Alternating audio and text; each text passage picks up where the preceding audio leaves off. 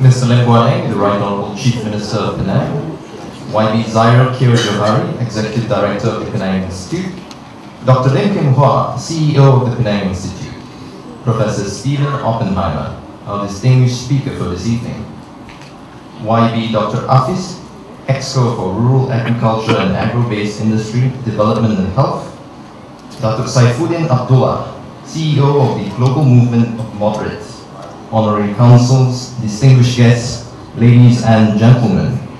A very warm welcome and good evening I bid to each and every one of you. My name is Matthew and I will be your Masters of Ceremony for this evening. The Penang Institute, in collaboration with the Oxford and Cambridge Alumni of Penang, is proud to jointly organize this talk as part of the Penang Asia Lecture Series, entitled Mainland Southeast Asians' Ancestors, More Indigenous or Immigrant. As the title suggests, we will be focusing on the origins of the mainland Southeast Asians in hope of answering the question if they are more indigenous or immigrant.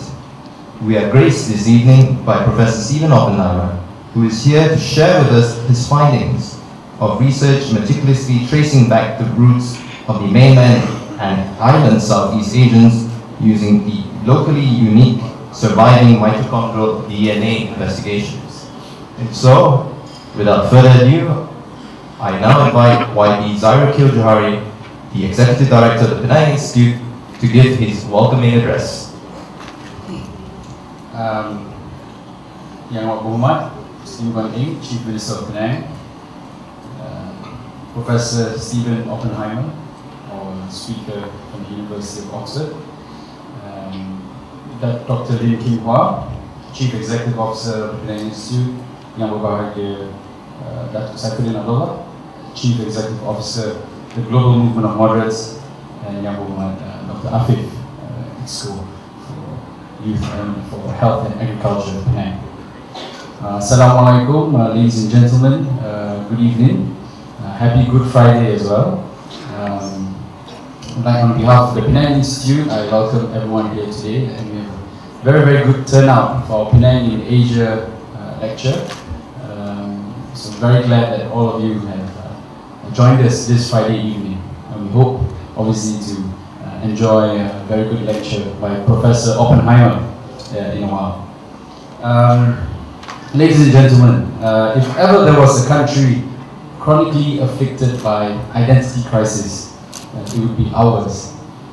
Debates rage on about how we should define our identities. For example, do I say I'm Malaysian first, Malay first, or Muslim first? Why not all, or none of the above? After all, I think most of us here would even consider ourselves to be Penangites first. Well, I believe that identities are fluid and should not be set in stone. But there is something to be said about the pervasiveness of racial identity in the Malaysian public sphere. Discourse on almost every issue, be it the economy, education, especially anything political, cannot escape the inevitable question of race. And in the Malaysian context, this is translated into the great Malaysian dichotomy, which is the division between the Bumiputras, which is a bureaucratic label with no constitutional basis, against the others who are collectively reduced to the label of non-Bumiputra. As even the state makes a distinction between these two groups of citizens, the perception now pervades that there are some Malaysians who are more Malaysian than other Malaysians. Well, but politically, of course, as we know, any issue revolving around Bumiputra or Malay rights and privileges are often emotional and very confrontational. In fact, for a race that is probably one of the most inclusive in definition, because anyone can actually be a Malay as long as they fulfill the three requirements of language, religion, and culture. So for a race that's very inclusive by definition, it has become very exclusive in outlook. Not only has the Malays today walled themselves into a self-created mental siege, Malay nationalism as we see it today also adopts a very fierce and antagonistic attitude towards the politically constructed rivals, the non-Malays, non-Bumiputra. So which is why it is no wonder that our former Prime Minister, Tun Dr. Mahathir Mohamad, once commented that the current Prime Minister's One Malaysia slogan would not work because it would mean different things to different people. So perhaps the more appropriate statement here would be the rhetorical question, who's Malaysian? According to the sociologist Frederick Horst, who spent many years in the USM as well as Professor Oppenheimer, identity has become central to social politics in Malaysia because both public institutions and social structures have undergone a process of what he calls ethnicization, the infusing and intertwining of economic or political contestations with collective identities. So as a result, the question of race, or more accurately, ethnicity, cannot be separated from any form of discussion regarding our country's social, political dimensions. Yet it is important to realize that such a situation is not a naturally occurring one, but instead a social construction.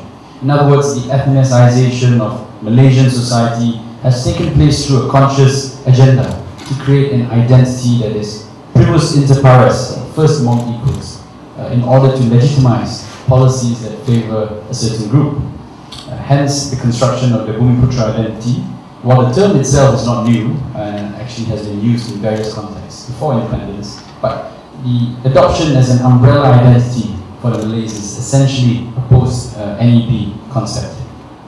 And in the greater context, the concept of race itself is a problematic one because our understanding of race essentially is derived from colonial experience and colonial knowledge. In fact, race as a genealogical concept to describe the societies here in the Malay archipelago was almost non-existent in pre-colonial times. Often race was used to describe the milieu, such as humanity, as was the case in the Sulalatus Salatin, Malay annals. And similarly, if you look at the Hikayat Hang Tuah, the concept of pendatang or migrants has no basis historically. For example, the word asing or foreign is very rarely used in the whole Hikayat, only 3 times. And when they refer to foreign people from foreign countries, the term merchant is used instead, dagang, orang dagang. So that has no ethnic, racial or national connotation. In fact, really the concept of race as a social identity only became dominant following the arrival of colonialism. And as we look, actually the best historical records for this would be the censuses that were done before in the early 19th century and so on. So the first modern census was in 1871 in Straits Settlements, and there was no reference at all to race as such. People were categorized according to ethnicities, such as Acehnese, Boyanese, Bugis, Burmese, Jawi Peranakan, Malayalam, and so on and so forth. And it was only later censuses that the term race was used in the context that we are more familiar with, and then the Malay race officially became a collective identity.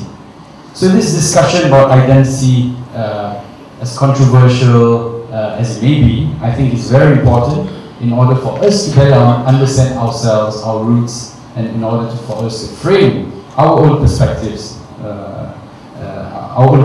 on life in the greater context, and not get pulled into narrow ethnocentrism.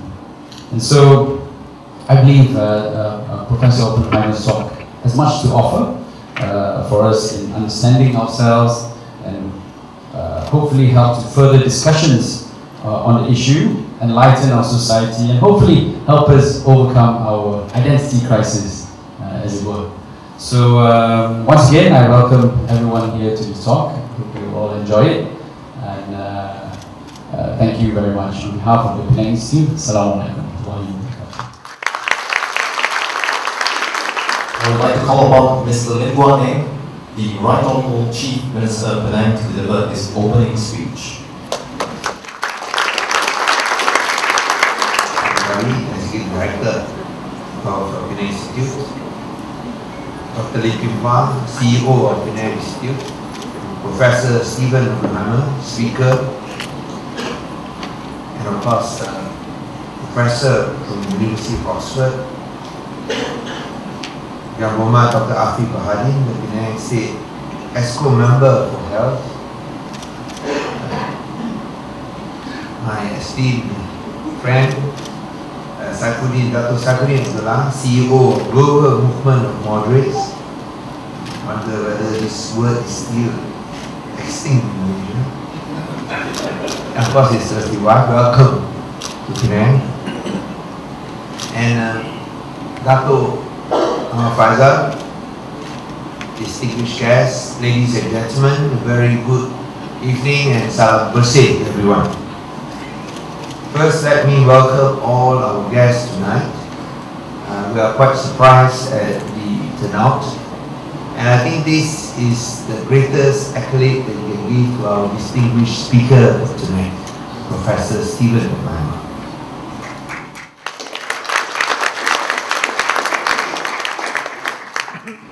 Today we'll hear our good professor speaking on a topic that is dear to his heart, but at the same time that is relevant and important to Malaysia and of course Penang. That is mainland Southeast Asia, ancestors, more indigenous or immigrants. I'm sure this topic would also be equally relevant in America, where there is great debate about allowing more immigration around. But at the end of the day, I think despite the different colors of the skin, as I'm sure Professor will prove afterwards, we all belong to one race, and that is the human race. Professor Oppenheimer's research focuses on human migrations in the Pacific. Was first triggered in 1982 when he started to examine the distribution of different genotypes by language and geography in the Southwest Pacific, in particular the Pacific and Southeast Asian migrations. According to his book, Eden in the East, at the end of the Ice Age, Southeast Asia formed a continent twice the size of India, which included Indochina, Malaysia, Indonesia, and Borneo, otherwise known as Sundaland. Today, Sundaland is submerged 120 meters under the sea. And even though it is no longer with us, the current debate on climate change, sustainable development, and of course, our ancestry still remains. And because of the importance of this issue, Penang Institute, which has organized previous Penang Asia lectures, have decided to invite Professor Stephen Oppenheimer to give a talk on this rather different subject. I would not normally partake in lectures of such difficulty, except that I'm sure, as Zaria has mentioned earlier, this has great relevance to every one of us.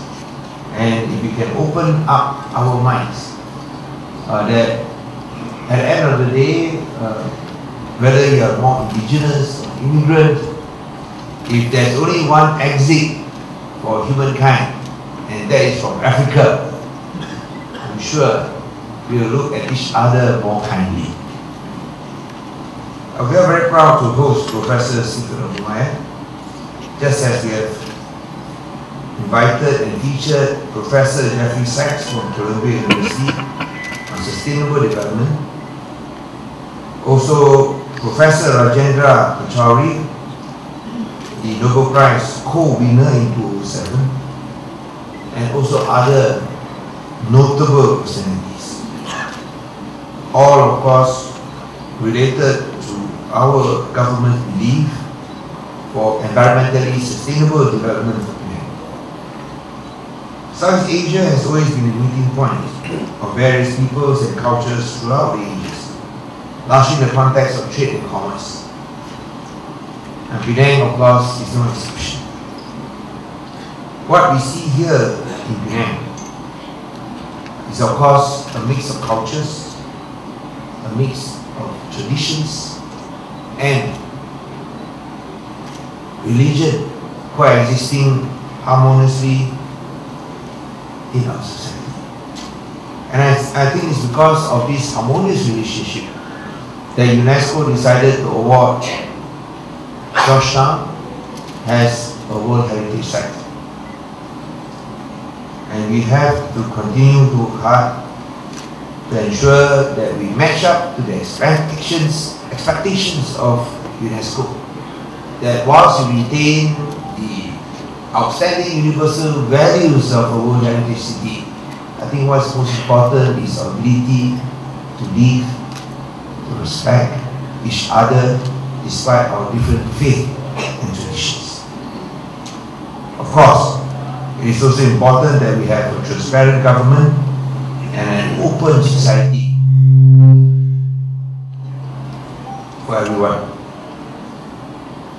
Coming back to Professor Stephen Oppenheimer, we must not forget our roots. Therefore, his findings, his research is important to help us trace and understand the origins and growth of the indigenous people and how these migratory developments impact upon the spread of peoples of Southeast Asia as a whole. We also need to know the impact of migration upon these peoples in terms of their genetic history, as knowing one's roots makes us appreciate our culture and history, and hopefully will bring us closer rather than setting us apart. Whilst there are indigenous people who inhabit this Southeast Asian region, this landmass is also populated by native people as a result of mass migration that took place decades ago. In the case of Malaysia, this migration was brought about by the colonial powers, Portuguese, Dutch, British, and of course the Japanese. Apart from the local native people, we witnessed mass migration of ethnic Chinese from China, ethnic Indians from South Asia, as well as a number of people from Sumatra, Java, Celebes, to this part of the Malay archipelago. These people eventually settled and made this place their permanent home. All these people have cumulatively contributed to building up Malaysia and Penang to what she is today. So it is indisputable that the heart of these people belong to Malaysia, for home is where the heart is. This rate of migration has not only helped to boost the local population, but more importantly, given rise to an ethnically and culturally diverse society. Contrary to the views of some people, we in Penang feel that freedom and diversity are assets that can be harnessed for the benefit of Malaysian society. Unlike the politics of division, the Penang state government sees that diversity not only enriches Malaysian society, but also promotes unity and freedom.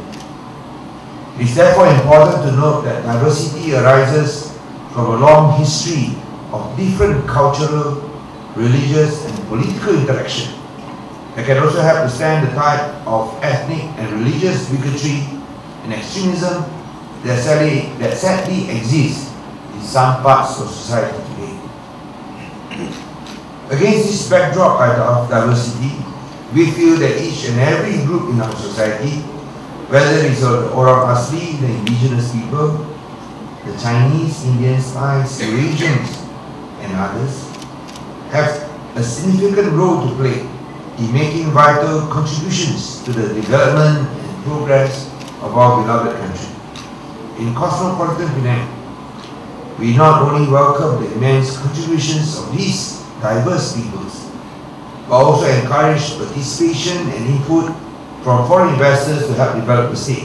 In short, the diversity of talents, skills and imagination amongst various quarters in the country is really harnessed to the fullest for the benefit of all. Penang's strength in diversity and freedom is reflected in the art, culture and heritage of our buildings, in the lifestyle of our residents. In a sense, by being an open society, Penang shows that this is also a way to arrest the worrying trend of brain drain amongst Malaysians. Talented Malaysians must be given the appropriate incentive to develop themselves and in turn help to develop the country. Indeed, the state government places a premium on human capital, social and cultural capital of the very diversity, freedom and richness of our society. This is an important shift if we are to escape the middle income trap and move towards a high income economy. The state government is committed to achieve a balanced society through social inclusion and development, the economic dynamism and the sustainability of Penang. This is to chart Penang towards an international and intelligent city. The topic by Professor Oppenheimer this evening is indeed timely as a modern-day Sunderland, which is ASEAN, looks forward towards deepening integration when the ASEAN Economic Community is enforced by the end of this year, opening up a market with a GDP of nearly $3 trillion and a population of 630 million people. Whilst Penang looks forward to be the hub for modern-day Sunderland, we must not forget our roots. And whilst there are people who may not support diversity and may even be extremists in their views, I think it is important that we do not lose heart. Just as what was described here as anatomically modern humans, AMH, moved out of Africa 60,000 years ago. They had to coexist with the Neanderthals and the Homo erectus. Now, even though the Neanderthals and Homo erectus have been extinct, I'm sure such mentality still exists amongst us today. But do not lose heart, because just as the anatomically modern humans survived and flourished after their first exit from Africa 60,000 years ago, I'm sure that 60,000 years from now, or maybe much earlier, we will see that only a diverse, open society that respects and as well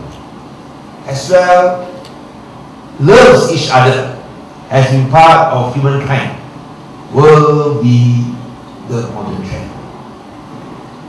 And I think with these few words, let me once again welcome Professor Oppenheimer in delivering his lecture that will enlighten us about our ancestry and help us face the future as a united and inclusive society. For I'm sure he will prove that the very reason of our survival against other species is our ability to communicate, our ability to work as a team, and our ability to respect each other. Thank you very much.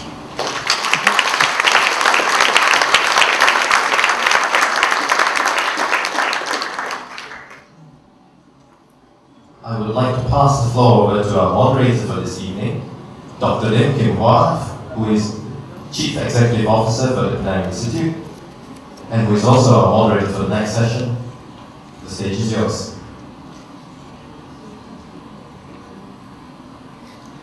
Yang Amat Berhormat Tuan Lim Kuan Eng, YB Director Hari, Executive Director of Penang Institute, Professor Oppenheimer, YB Dr. Afif, Exco for Rural Agriculture and Agro-Based Industry, Development and Health, Dr. Saifuddin Abdullah, CEO of Global Penang Forest, Honorary Councils, distinguished guests, ladies and gentlemen. Tonight we are very honored to be able to host Professor Oppenheimer. Thank you very much for coming, and I would like to keep the introduction short because we would really like to hear what the lecture from Professor Oppenheimer will be. Trained in medicine at Oxford and London, Professor Oppenheimer has two different very distinguished careers. First, as a tropical pediatrician, spending over 17 years in the Far East, including Malaysia, Papua, Fiji, and many other places.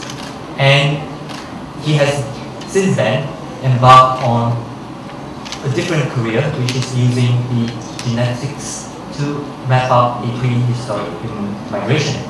So it's on this topic that we have invited him to come, and let's join hands to welcome Professor Oppenheimer to the lecture. Thank you.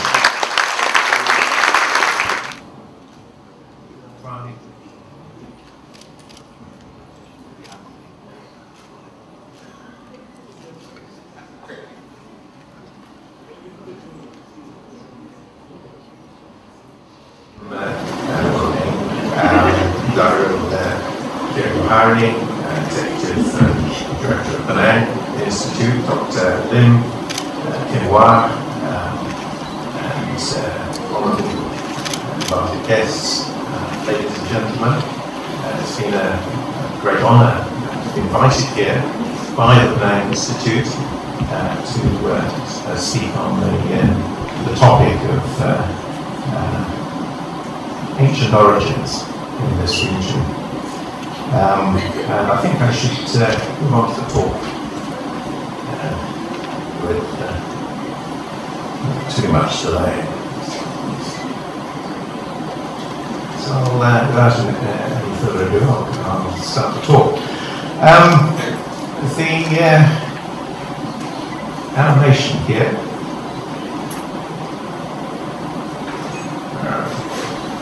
most of the past 16,000 years of our time outside Africa, Southeast Asia hasn't looked as it looks today. Instead, licensing Southeast Asia has been a vast continent, as you can see from the satellite view, which shows the continental shelf of Sunderland, which extends from north of Indochina, right down to Borneo and Java. And it's only in the last 8,000 years that it's been fully broken up by the rise in sea levels. Some of the evidence for the earliest human settlement in this area actually comes from nearby here, in the Lengong Valley. And there have been a number of skulls of Homo erectus found in Indonesia, but unfortunately most of those have not been possible to date properly. However, in the Lengong Valley, Professor Mokhtar, Professor of Archaeology here in USM in Penang, recently discovered a huge meteoric crater in the Lengong Valley at Bukit Bunung. And around the edges of that crater were melted rock. All the heat of the meteoric impact melted rock. And in one of those pieces of rock, there is embedded hand axe.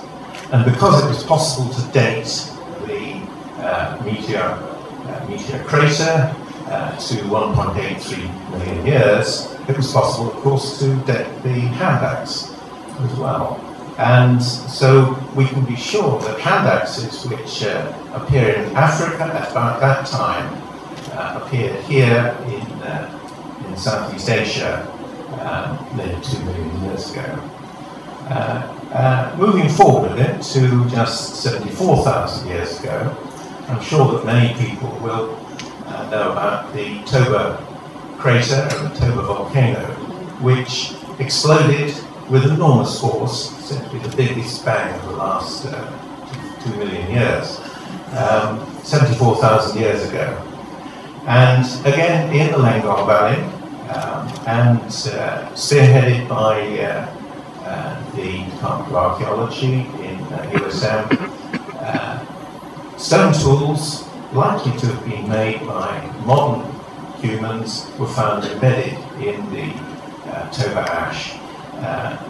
This is Professor Mokhtar, and behind him is a tall column, cliff of October ash going up to 13 metres high. And the stone tools which were found were not very sophisticated, but they were clear